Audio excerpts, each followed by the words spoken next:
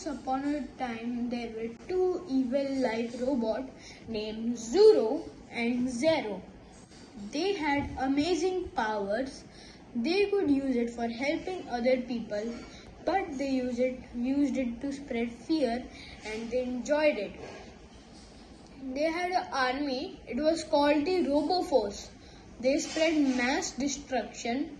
That's how they conquered the human race. The RoboForce had tiny robots because the smaller they are, the harder it is to hit them. They obeyed the two robots. The robots were from the future, but one man named Shefred trained secretly. He thought that from a fairy tale a superhuman does exist, so he trained to become one. After years of practice, his goals were not achieved. He thought that the book he read was just a fairy tale and superhumans did not exist, but he still did not lose hope and went to fight the army. The army had 500,000 soldiers, and his friend named Raiji also came to help. "Let's do this," said Raiji. "Shefred, we need to be careful," said Shefred. And then they went to fight, but they failed miserably.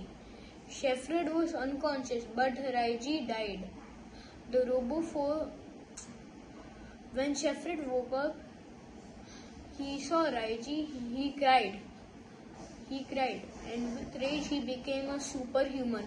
He defeated the RoboForce like nothing and went to defeat Zuro and Zero. They underestimated him,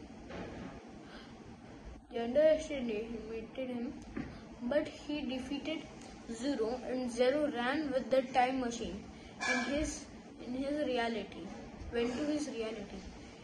I wish he came back. I need to avenge my friend." And then he remembered he had a friend named Ipa.